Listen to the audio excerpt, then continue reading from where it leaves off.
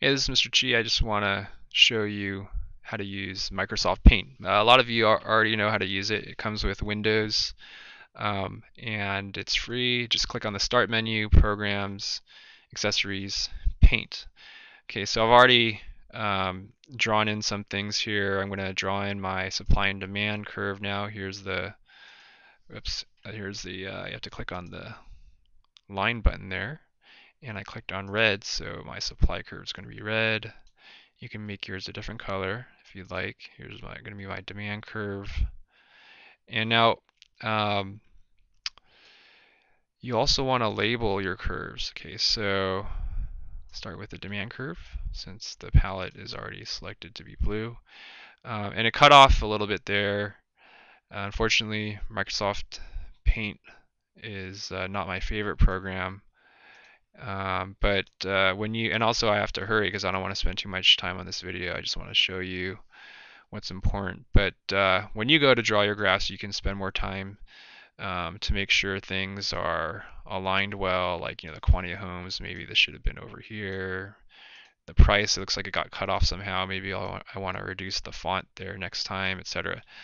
And I do also want to show you, how shifts work because it's an important part of understanding supply and demand. Okay, so before we look at a shift, we have to look at what the original equilibrium price was originally. So when you're drawing these lines, there's just this one tip I want to show you. Okay, so if I want to draw a completely, I guess, a 0 degree or line parallel to the bottom or the top of your monitor, um, and I don't think I can do it, it's like, oh, it's not straight. I just hit the shift key and it automatically brings it down to straight. Okay, so just a tip there for you. Okay, so let's go ahead and label the equilibrium price. Okay, so um, and I'm going to label it PE1, which implies that there might be a second equilibrium price. So yes, I am going to draw in a shift. Okay, so I'm going to have to move the quantity of homes label down because it's going to be in the way. QE, the equilibrium quantity 1.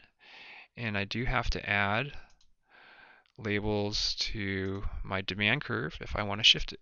So there's a D1,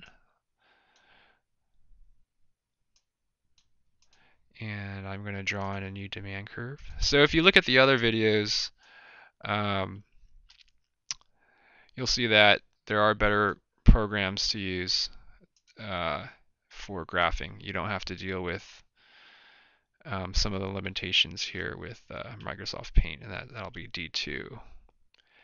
All right, and I know that demand has shifted to the right, and that'll happen if demand increases.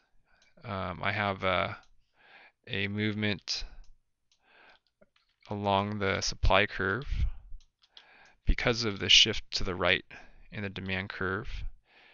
I have an equilibrium that's at a higher equilibrium quantity and a higher equilibrium price as a result.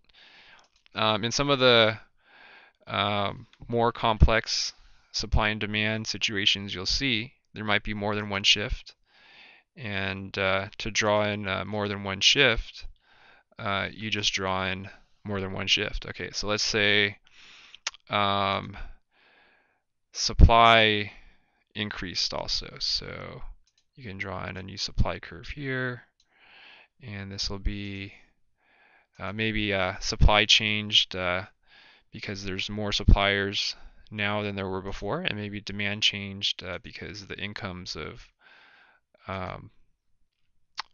buyers increased. Okay, so that was the D1 to D2 incomes increasing, and then the number of suppliers increasing would be,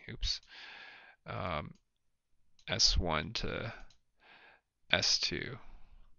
Okay, so as a result of a combined changed demand shifting to the right and supply shifting to the right, we're going to have this third equilibrium.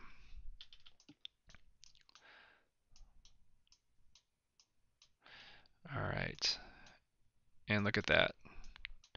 The third equilibrium is actually going to have an equilibrium price that is the same as the first equilibrium, and that can happen. It just depends on how far the curve shifts and which way the curve shifts. And I'm gonna hit, that was blue, I'm gonna change it to that QE2 to black, and then I'm gonna add a label for the equilibrium quantity 3. Okay, so although the price looked like it went up and then it went back down, the increases have resulted in a net overall increase in the quantity, the equilibrium quantity. Okay, so that's just some shifting there. Be sure to put a title, label your graph. Okay, so this is the market for homes in Myrna Valley.